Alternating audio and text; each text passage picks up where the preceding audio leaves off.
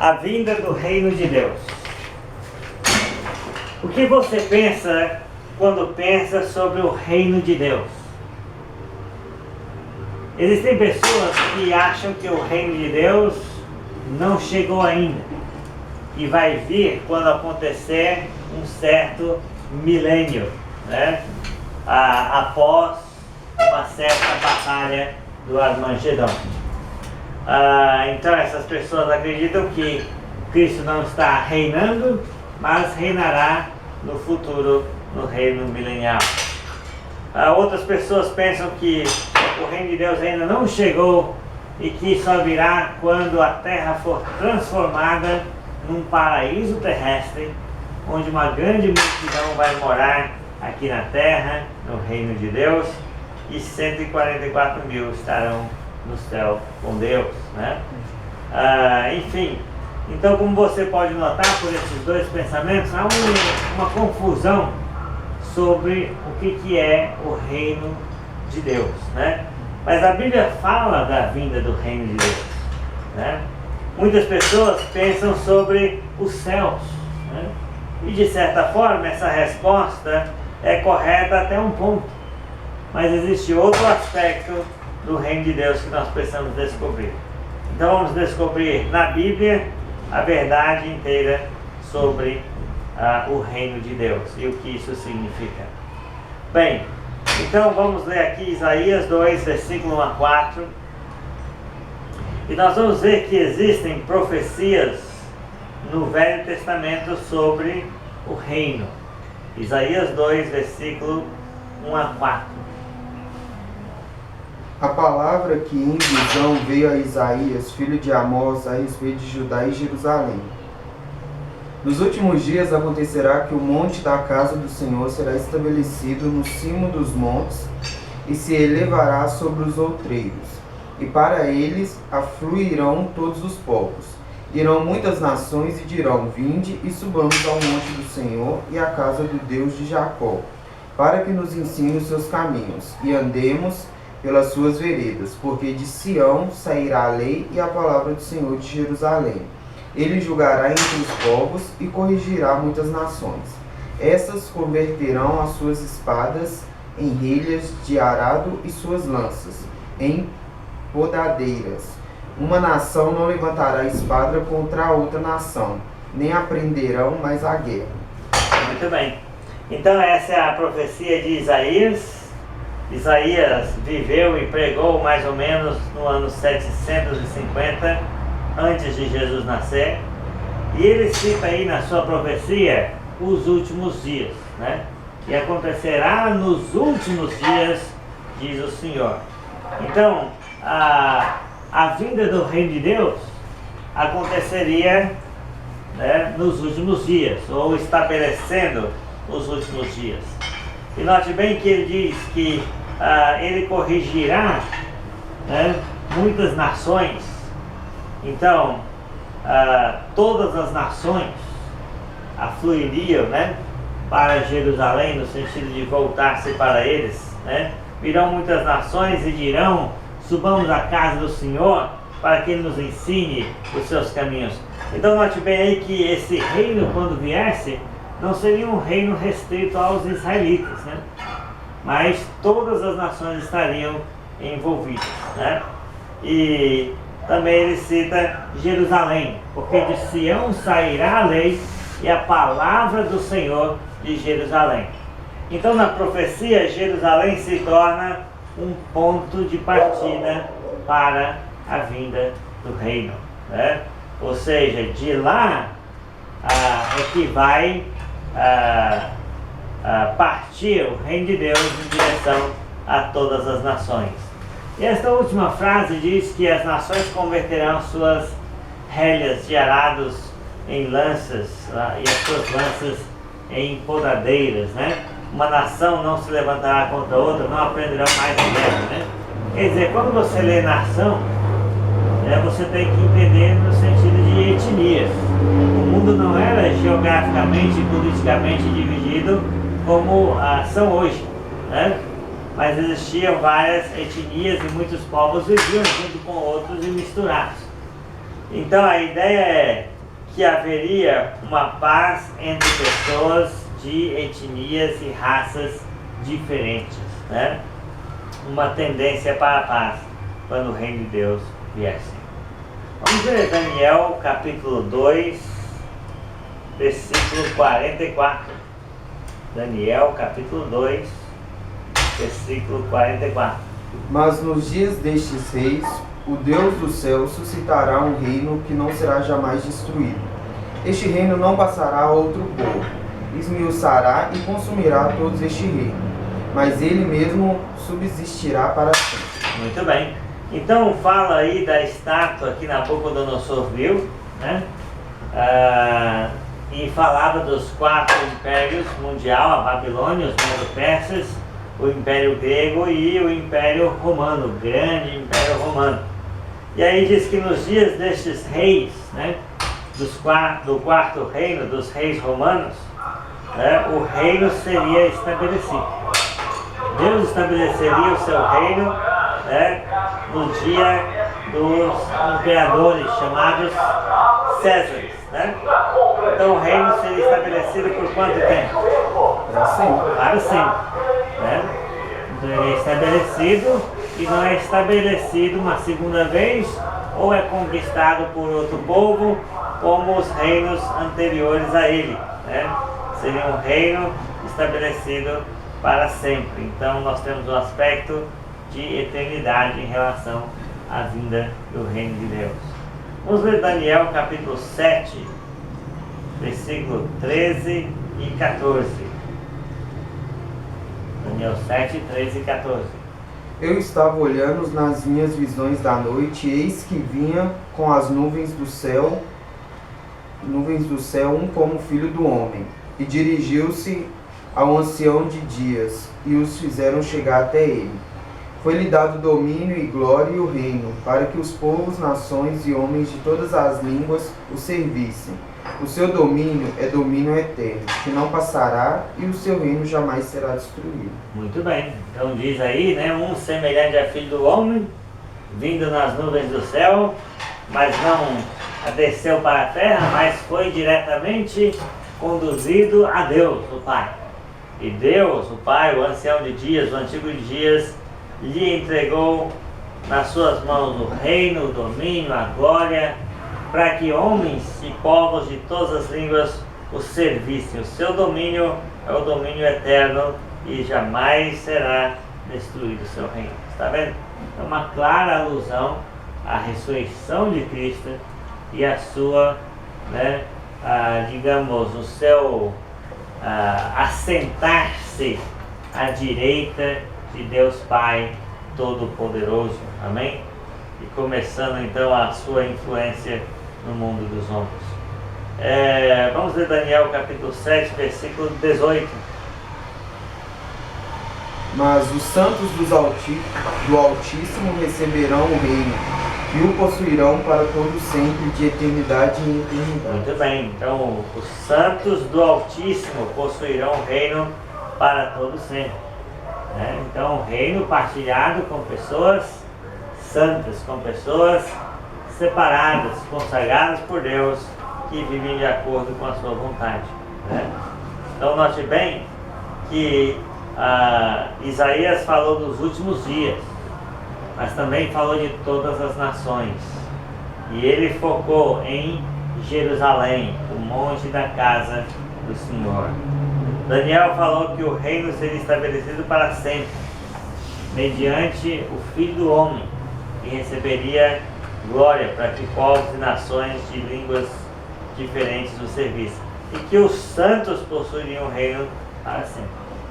Então, Daniel mostra o aspecto, né, eterno do reino de Deus em relação aos reinos passageiros que ora aparecem e ora desaparecem nesse mundo. Então, vamos ler também Joel 2, 28 a 32. Joel 2, 28 a 32. E acontecerá, depois que derramei o meu espírito sobre toda a carne, E acontecerá que depois que derramarei o meu espírito sobre toda a carne, vossos filhos e vossas filhas profetizarão, vossos velhos sonharão e vossos jovens terão visões. Até sobre os servos e sobre as servas derramarei o meu espírito naqueles dias. Mostrarei prodígios no céu e na terra, sangue, fogo e colunas de fumaça. O sol se converterá em trevas e a lua em sangue, antes que venha o grande e terrível dia do Senhor. E acontecerá que todo aquele que invocar o nome do Senhor será salvo, porque no monte Sião e em Jerusalém estarão os que forem salvos, como o Senhor prometeu, e entre os sobreviventes aquele que o Senhor chamar. Muito bem. Então, o que Joel 2, 28 a 32 tem a ver com a vinda do reino? Na verdade, esta passagem está falando da vida do reino, mas sob um outro enfoque, ou sob um outro aspecto, né? Quando a pessoa não entende a vinda do reino de Deus, né, ela não entende o batismo com o Espírito Santo. Então, Joel profetizou que haveria um tempo, né, em que Deus derramaria do seu Espírito sobre todas as raças, sobre toda a carne, sobre todas as etnias de homens, né? E que ele agiria por seu Espírito presente na vida das pessoas, e das pessoas mais simples, independente, né, da idade ou da sua função social. Note bem aí que ele diz que antes que venha o grande e terrível dia do Senhor, quem invocar o nome do Senhor será salvo. Então havia um juízo sobre Israel, mas antes desse juízo vir sobre Israel, Deus estabeleceria o seu reino e a salvação seria mediante a invocação do seu nome. Amém? Então, note bem aí que Isaías, Daniel e Joel, eles disseram que o reino iria chegar, mas ninguém sabia exatamente quando, né? Então a nação de Israel tinha muito poder e era um reino muito forte durante a época do rei Davi, né? Davi é o menino que matou o gigante, você sabe, né? Davi reinou cerca de 1010 a 930 antes de Cristo, né? Então isso ocorreu cerca de 1000 anos antes da época de Cristo, quando o reino de Israel chegou no seu apogeu máximo, conquistando todos os inimigos de Dan até Berseba. Agora, depois dos bons tempos de Davi e Salomão, que o sucedeu no reino próspero, o povo se tornou rebelde contra Deus. E Deus mandou então outras nações para derrotarem Israel, né? Como por exemplo a Síria, em 722 a.C., levou Samaria cativo, e a Babilônia em 605 também depois de Cristo começou a invadir o reino de Judá. Então o que acontece? Tanto o reino do norte, Israel, quanto o reino do sul, Judá, foram levados cativos pela Síria e Babilônia e estavam deportados para outras nações e outros povos, especialmente a Babilônia. Então, durante essa escravidão de Israel, Isaías, Daniel, Ezequiel, Joel, outros profetas falaram e escreveram sobre o reino de Deus. Porque não tinha mais reino de Davi, de Salomão, né? Não tinha mais Israel como uma nação independente. Depois disso, Israel sempre foi um reino tutelado, né? Um povo tutelado, um povo vassalo de outros povos, né? Enfim, então quando o povo lia essas palavras dos profetas Isaías, Daniel, Joel e outros falando sobre o reino, eles se lembravam do reino de Davi e da glória que o reino de Davi e Salomão tinham, né? Então a tendência deles era sempre interpretar essas profecias de modo físico e literal, e nunca de modo espiritual e geral, como de fato haveria de ser o cumprimento dessas profecias, né? Então todos disseram que o reino viria, todos os profetas disseram que o reino viria e que o reino seria muito melhor. Só que, né, não seria como os judeus imaginavam, né? E essa é a prova de que você só sabe como uma profecia se cumpre depois que ela se cumpre, né? Antes dela se cumprir, você nunca sabe exatamente como ela iria se cumprir, né? Por isso tantas especulações, né, sobre o livro de Apocalipse são basicamente em vão, né? Porque nós só vamos saber se algo se cumpriu depois que se cumprir. Não tem como prever, adivinhar, né, o cumprimento da profecia. Então, os judeus se cercaram de muitos preconceitos sobre como deveria ser o Messias, como deveria ser o reino de Deus, e isso certamente os atrapalhou. Vamos ler mais uma profecia que tem a ver sobre o reino de Deus, Isaías, capítulo 11, versículo 1 a 10. Isaías 11, versículo 1 a 10. Do tronco de Jessé sairá um rebento, e de suas raízes um renovo. Repousará sobre ele o Espírito do Senhor, o Espírito de sabedoria e de entendimento, o Espírito de conselho e de fortaleza, o Espírito de conhecimento e de temor do Senhor. Deleitar-se-á no temor do Senhor. Não julgará segundo a vista dos teus olhos, nem repreenderá segundo o ouvido dos teus ouvidos, mas julgará com justiça os pobres e decidirá com equidade a favor dos mansos da terra. Ferirá a terra com a vara de sua boca e com o sopro de seus lábios matará o perverso. A justiça será o cinto dos seus lombos e a fidelidade o cinto dos seus rins. O lobo habitará com o cordeiro e o leopardo se deitará junto ao cabrito. O bezerro, o leão novo e o animal cevado andarão juntos, e um pequenino os guiará. A vaca e a ursa pastarão juntas, e as suas crias juntas se deitarão. O leão comerá palha como boi. A criança de peito brincará sobre a toca da áspide, e já desmamado meterá a mão na cova do basilisco. Não se fará mal nem dano algum em todo o seu santo monte, porque a terra se encherá do conhecimento do Senhor, como as águas cobrem o mar. Naquele dia recorrerão as nações à raiz de Jessé, que está posta por estandarte dos povos. A glória lhe será a morada. Muito bem. Note bem aí que essa profecia fala da vinda de um rei, né? Do tronco de Jessé. Jessé era pai de Davi. Do tronco de Jessé, de onde surgiu Davi, vai surgir um novo Davi.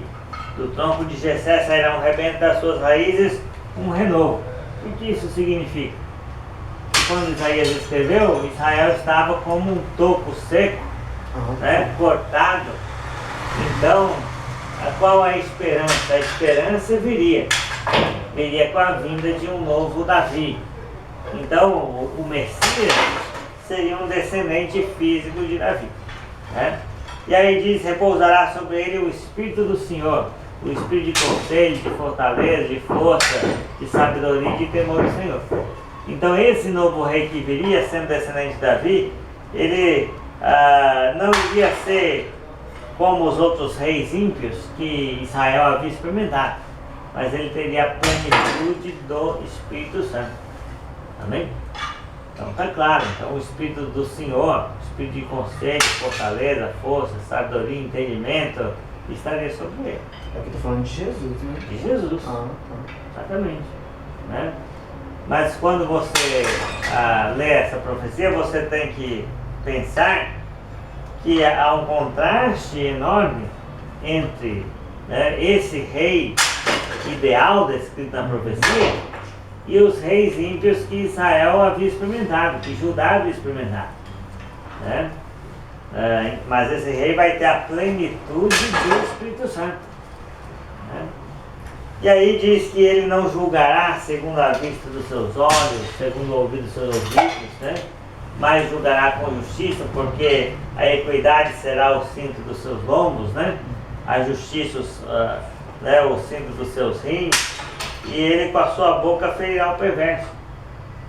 Com a vara da sua boca ferirá o perverso. Isso quer dizer o quê? Que ele, esse novo rei, ele julgaria com justiça. Ele não ia julgar pelas aparências, ele não ia poder ser iludido com palavras, né? Ele ia ter um discernimento para julgar, ele ia julgar com justiça, com retidão. Seria impossível suborná-lo, enganá-lo ou, né, escapar se fosse um perverso na sua presença, né? E o poder está na sua palavra, ou seja, no seu decreto, no seu julgamento, na sua sentença, né? Com a vara da sua boca ferirá o perverso, quer dizer, ele vai julgar com reta justiça, né?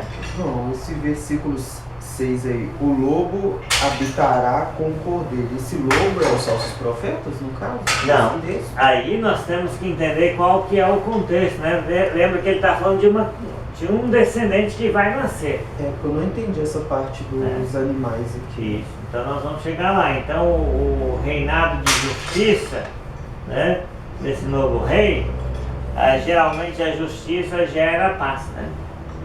Então agora o profeta, ele pinta um quadro de paz entre as nações, paz entre as pessoas de várias raças diferentes, né?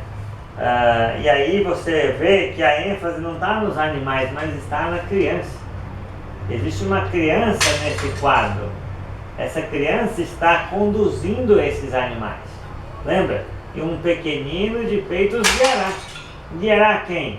O boi, o leopardo, o leão, não é isso? Uhum. Tá vendo? Então existe uma criança guiando, existe um descendente, existe um nascituro que vai governar esses animais que antes se comiam, mas sob o seu governo não vai mais ser aquela ferocidade de antigamente. Então o profeta pinta um quadro, né, de paz, mas paz entre quem? Paz entre povos. Porque geralmente o leão era associado aos babilônios, né? Geralmente o leopardo era associado aos exércitos velozes que vinham muito rápido, como o Egito ou como a Grécia, né? Você sabe, na própria profecia de Daniel, né, as bestas, né, ferozes, os animais ferozes são associados às nações que eles representavam, o modo como as nações devoravam umas às outras. Então o quadro aqui é que um regente das nações, né, olha só como é que ele é uma criança, né? Ele é inofensivo e ele vai conseguir conduzir as pessoas a um espírito de paz entre os povos. Então a ideia, Lucas, é que a profecia ela vai, né, se delineando. Primeiro, você tem um descendente físico de Davi, um renovo, a raiz de Jessé. Então alguém tem que nascer. Ninguém nasce grande, nasce pequenininho, né? E ele vai ter a plenitude do Espírito Santo. O novo rei vai ter a plenitude do Espírito Santo. E o novo rei vai governar com justiça, né?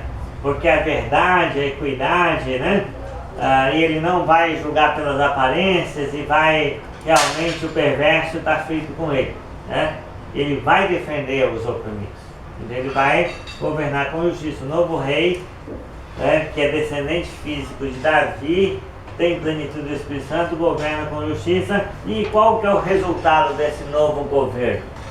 É a paz. Paz entre quem? Entre povos, raças, línguas de todas as nações. Entre povos que antes se odiavam, né, agora vão aprender a se amar. Não é assim na igreja? Judeu e gentil não tiveram que conviver juntos? O centurião romano, né, não tinha que dar hospitalidade para um mestre judeu que lhe ensinava o evangelho e assim por diante. Então a igreja vai ser esse reino onde as pessoas de todas as línguas podem viver em paz e buscar a paz. Por quê? Porque estão sendo governados por um que Deus determinou nos guiar. Então você lembra aí que diz assim, né? O leão comerá a palha com o boi. Em vez de comer o boi, ele come a palha junto com o boi. né? E o leopardo, né, vai se deitar com o urso vai se deitar com o carneiro, né? O urso era um símbolo dos medo-persas, né? E realmente como o urso eram tão fortes, né? E tal. Enfim, então esses animais, né, são representativos de quê? De povos inimigos do povo de Israel, né? E o boi, a ovelha, o cabrito geralmente é associado com os israelitas, né? Então não haveria mais esse ódio entre nações, porque quem entrou na história? Às vezes essa criança ela passa despercebida no quarto, né? Mas está falando dela desde o início, do tronco de Jessé sairá um rebento, né? E o pequenino os guiará. Tá vendo? Esse pastor, né? Esse pastor, ele consegue amansar, né, a ferocidade que existe dentro do ser humano. É Jesus. Né? E aí você vê que ele mete a mão, né, na toca da áspide, né? E ele não a serpente não põe medo nele. Né? Geralmente a serpente é associada ao maligno, né? A Satanás, né? As coisas ocultas. Então não tem problema, ele vai vencer isso sem problema. Né? Então aí se conclui, né, que naquele dia, quando isso acontecer, quando esse menino chegar, né, e for o pastor, né, de homens, de seres humanos, não importa a raça, então esse resultado, essa paz, né, entre as pessoas vai ser uma realidade. E o inimigo não vai poder, né, envenená-lo, picá-lo ou destruí-lo, né? Ele não tem medo das coisas malignas. E aí o resultado, né? Naquele dia as nações recorrerão à raiz de Jessé. Tá vendo? Então esse menino é a raiz de Jessé no pacto, né? Ele quem governa, ele quem pastoreia, ele quem conduz as coisas quando chegar. E as nações estão envolvidas, tá vendo? Então o reino de Deus, né? O reino desse novo Davi não seria só para Israel. Ele iria atender a todas as nações, né? Ele seria posto como um estandarte entre os povos, né? Um símbolo, né, divino entre todos os povos da terra, né? Onde as nações todas do mundo pudessem recorrer a ele. E diz, né? Não se fará mal nem dano algum em todo o meu santo monte, né? Por quê? Porque, né, Jerusalém, diz aí, né? Porque a terra se encherá do conhecimento do Senhor, como as águas cobrem o mar. Isaías falou que de Sião sairá a lei e de Jerusalém a palavra do Senhor. Sim, vai sair de lá e vai se espalhar por todo o canto do planeta. Então o reino desse novo Messias é um reino de conhecimento, né? Conhecimento. Ou seja, diz, porque a terra se encherá do conhecimento do Senhor, como as águas cobrem. Então o mundo inteiro iria ser invadido pelo cristianismo e conhecer Deus. Amém? Não tinha outra forma, não era restritivo aos judeus, né? E aí diz assim, e a glória lhe será a morada. Então esse novo Messias, ele governa da onde? De Jerusalém ou da glória? Da glória. Tá vendo? Não é deste mundo que ele governa, mas é da glória, né? É do céu. Amém? Muito bem. Então nós vemos aí, né, que o reino viria e seria muito melhor. Mas os israelitas, quando ouviam essas palavras, eles se lembravam da glória do reino que Davi tinha, né? E também Salomão, um reino independente, né? Mas um reino propriamente físico, né? E para também os israelitas. Bem, então, agora vamos ler aí Mateus 3, 1 e 2. Mateus 3, 1 e 2. Naqueles dias Apareceu João Batista pregando no deserto da Judéia, dizendo: arrependei-vos, porque está próximo o reino dos céus. Muito bem.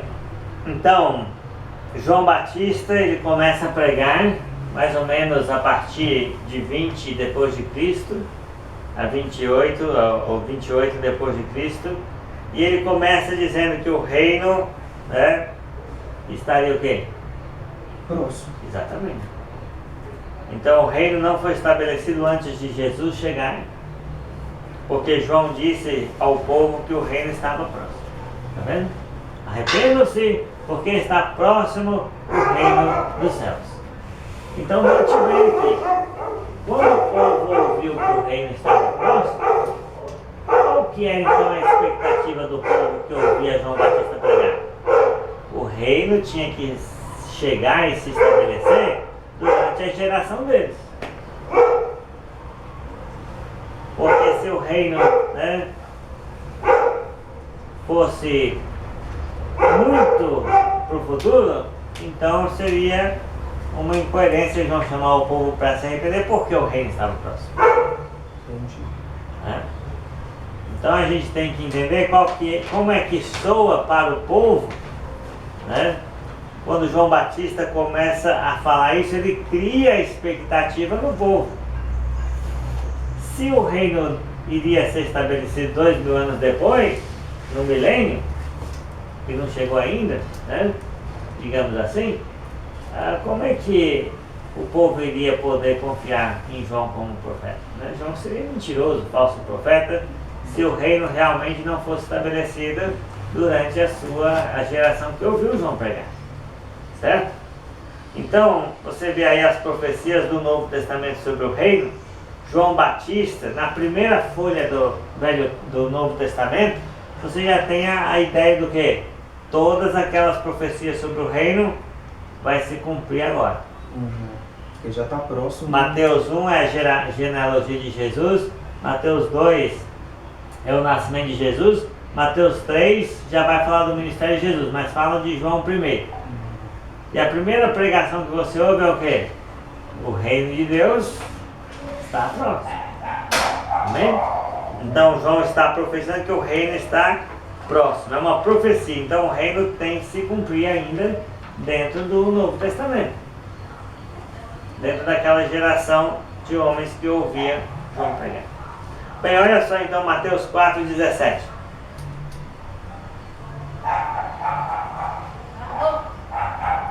Daí por diante passou Jesus a pregar e a dizer: arrependei-vos, porque está próximo o reino dos céus. Exatamente. Então Jesus também, depois que foi batizado, tentado no deserto, começou a pregar, né? E ele dizia, quer dizer, a ênfase do ministério de Jesus era o quê? Arrependam-se também, porque o reino de Deus está próximo. Você está vendo que o reino não foi estabelecido antes de Jesus aparecer publicamente, porque João Batista disse que o reino estava próximo, né? E o reino não foi estabelecido durante o ministério de Jesus. Por quê? Porque a ênfase da pregação de Jesus durante o seu ministério é que o reino estava próximo. Então, tanto João quanto Jesus disseram que o reino estava próximo. Então, se o reino não fosse chegar durante a geração dos ouvintes de João quanto de Jesus, então tanto João como Jesus, eles deram uma mensagem errada para o povo, criaram uma expectativa, né, irreal no povo. Mas então as coisas não podem ser assim para serem coerentes. Amém? Vamos ler Marcos 9, versículo 1. Dizia-lhes ainda: em verdade vos afirmo que, dos que aqui se encontram, alguns há aqui de maneira nenhuma passarão pela morte, até que vejam ter chegado com poder o reino de Deus. Isso. Então Jesus falando para os seus apóstolos: em verdade vos digo que alguns dos que aqui se encontram comigo agora, neste momento, ouvindo as minhas palavras, não passarão pela morte, até que vejam chegar com poder o reino de Deus. Então note bem que Jesus já está delimitando que o reino de Deus chegaria enquanto alguns dos seus apóstolos estivessem vivos. Então Jesus está dizendo que a maioria dos apóstolos estariam vivos quando o reino de Deus chegasse e só passariam pela morte depois que o reino de Deus fosse estabelecido com todo o poder de Deus que haveria de vir. Mas Jesus não disse que todos estariam vivos, né? Porque um deles vai perecer e se perder antes do reino de Deus chegar, né? Então note bem, alguns, o reino chegaria na terra durante as vidas dos discípulos de Jesus, mas não de todos, né? O reino chegaria com poder, né? Então o reino chegaria causando impacto na sociedade israelita.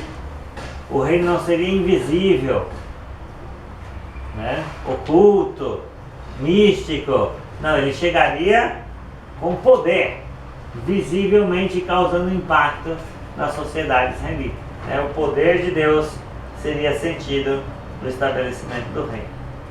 Muito bem. João 3, versículo 1 a 7. João 3, versículo 1 a 7. Havia entre os fariseus um homem chamado Nicodemos, um dos principais dos judeus. Este de noite foi ter com Jesus e lhe disse: Rabi, sabemos que és o mestre vindo da parte de Deus, porque ninguém pode fazer esses sinais que tu fazes se Deus não estiver com ele. A isto respondeu Jesus: em verdade te digo que, se alguém não nascer de novo, não pode ver o reino de Deus. Perguntou-lhe Nicodemos: como pode um homem nascer sendo velho? Pode porventura voltar ao ventre materno e nascer segunda vez? Respondeu Jesus: em verdade te digo, quem não nascer da água e do Espírito não pode entrar no reino de Deus. O que é nascido da carne é carne, o que é nascido do Espírito é Espírito. Não te admires de eu te dizer, importa-vos nascer de novo? Muito bem. Então, Jesus, na sua conversa com Nicodemos, ele deixou claro que uma pessoa precisaria nascer de novo para o quê? Entrar no reino de Deus. Então, quando o reino de Deus chegasse, só ia poder participar dele quem nascesse de novo e nascesse da água e do Espírito. Amém? Então está vendo como o Novo Testamento, desde o Evangelho de Mateus, já se fala do reino de Deus. O reino de Deus estava próximo, né?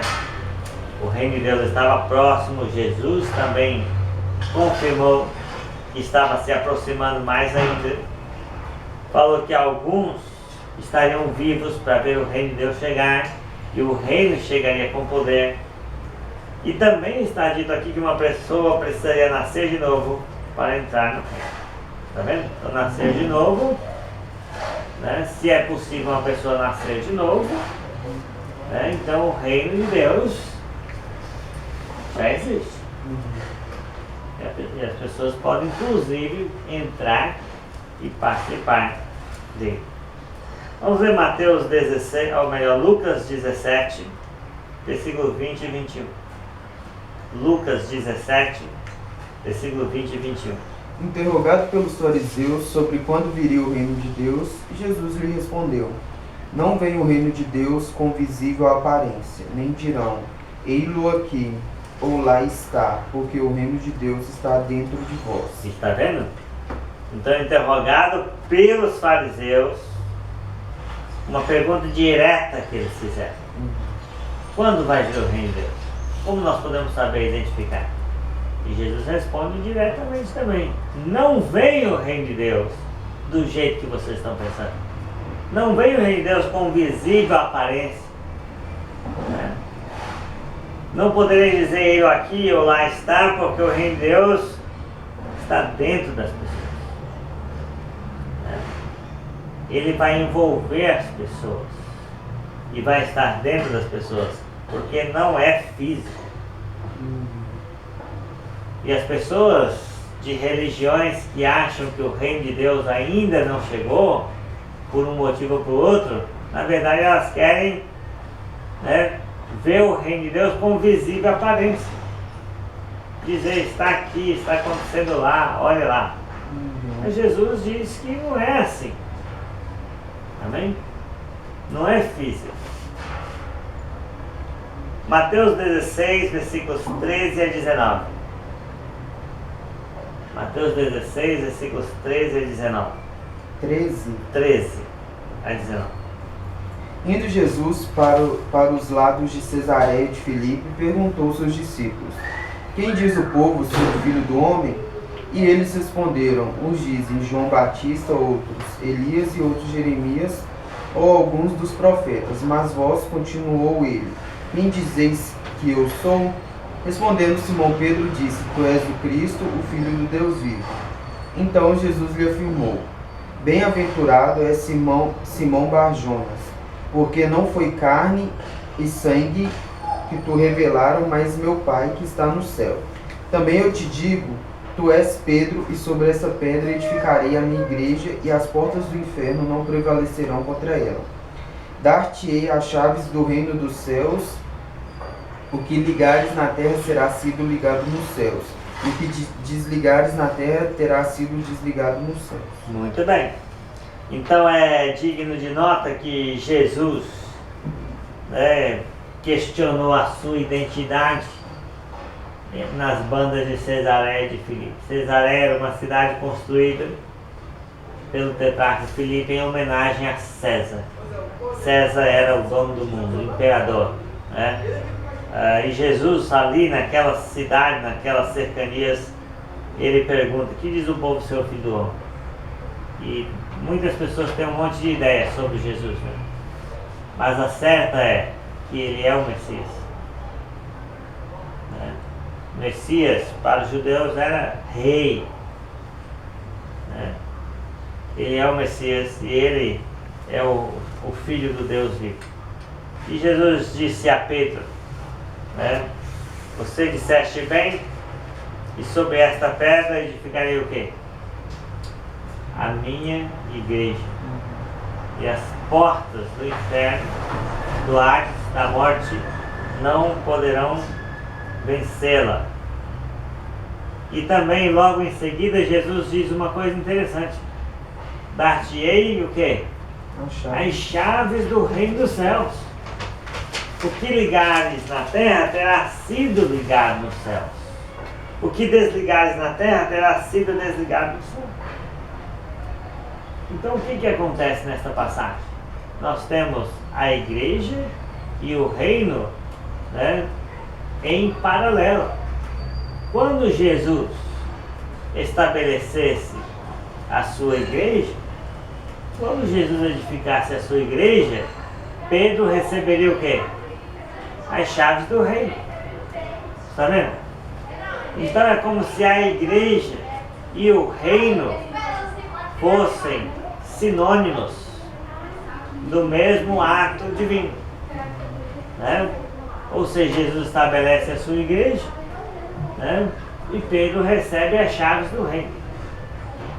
Então, para que a igreja seja estabelecida, é necessário que se use as chaves do reino, né? E aí você tem o quê? Que a igreja e o reino são iguais. A igreja e o reino estão construídos na rocha, né? Na verdade de que Jesus é o Cristo. Ninguém pode lançar outro fundamento a não ser, né, esse que é, não é Pedro, é Cristo Jesus. Amém?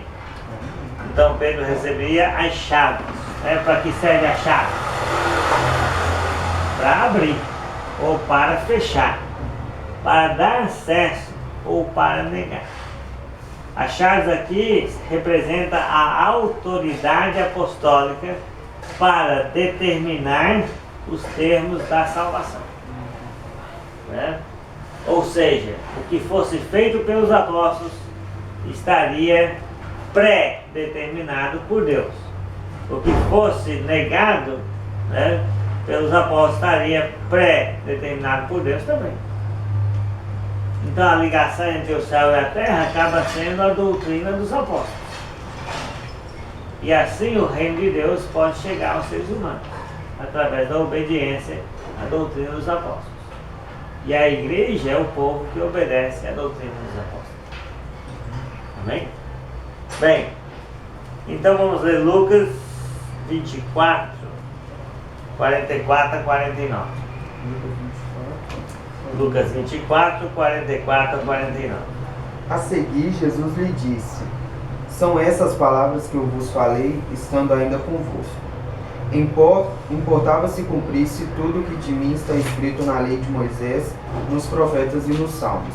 Então lhes abriu o entendimento para compreender as Escrituras, e lhes disse: assim está escrito que o Cristo havia de padecer e ressuscitar entre os mortos no terceiro dia, e que em seu nome se pregasse arrependimento para a remissão de pecados a todas as nações, começando de Jerusalém. Vós sois testemunhas dessas coisas. Eis que envio sobre vós a promessa de meu Pai. Permanecei, pois, na cidade, até que do alto sejais revestidos de poder. Muito bem. Então você vê aí que ele diz, né, que o arrependimento e o perdão dos pecados seriam anunciados a quem? A todas as nações, começando aonde? Começando por Jerusalém. Lembra que as profecias do Velho Testamento sempre, né, elas focavam Jerusalém como o ponto de partida do reino de Deus. Mas o reino de Deus não seria restrito a Israel, mas seria partilhado por todas as nações. Porém, Jerusalém seria um ponto, né, digamos assim, disseminador do reino de Deus, né? Um ponto inicial onde Deus iria, né, realizar o seu intento. Então note bem aí que o arrependimento e o perdão dos pecados seriam pregados a todas as nações, começando por Jerusalém. E novamente Jesus fala do poder: permanecei na cidade até que do alto sejais revestidos de poder. Então a gente sabe que o reino de Deus viria com poder. A gente sabe pelas profecias do Velho Testamento que Jerusalém seria um ponto de partida para o início do reino de Deus a expandir-se para todas as nações. E o arrependimento e o perdão dos pecados seria o conhecimento do Senhor disseminado para todas as nações pela obra do renovo, do descendente de Davi, do tronco de Jessé, do Messias. Amém? Vamos ler Lucas 23, 50 e 51. Lucas 23, 50 e 51. E eis que certo homem chamado José, membro do Sinédrio, homem bom e justo, que não tinha concordado com o desígnio e a ação dos outros, natural de Arimateia, cidade dos judeus, e que se esperava o reino de Deus. E esperava o reino de Deus. Note bem que Jesus morreu, José de Arimateia está sepultando Jesus, mas ele é dito que ele era um homem que ainda o quê? Esperava o reino de Deus. Então é uma coisa interessante, não tem como a pessoa não entender o reino de Deus, por quê? Porque se você olhar, olha quantas passagens nós já lemos sobre o reino. E as pessoas fazem muita confusão sobre aquilo que é, digamos, na Bíblia, é um assunto corrente, recorrente. Então precisa haver uma clareza sobre o reino de Deus. Então José da cidade de Arimateia ainda estava esperando a vinda do reino de Deus. Isso significa o quê?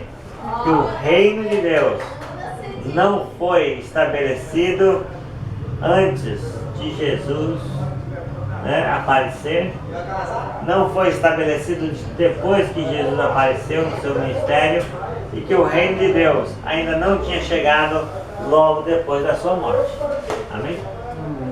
Mas estava próximo, não é isso? Estava próximo. Então João disse que o reino estava próximo, Jesus disse que o reino estava próximo, Jesus disse que alguns certamente viveriam, né, durante a chegada do reino de Deus com poder. Jesus disse que uma pessoa precisaria nascer de novo para entrar nesse reino. Jesus disse que o reino de Deus seria dentro das pessoas e que Pedro receberia as chaves do reino quando a igreja fosse estabelecida.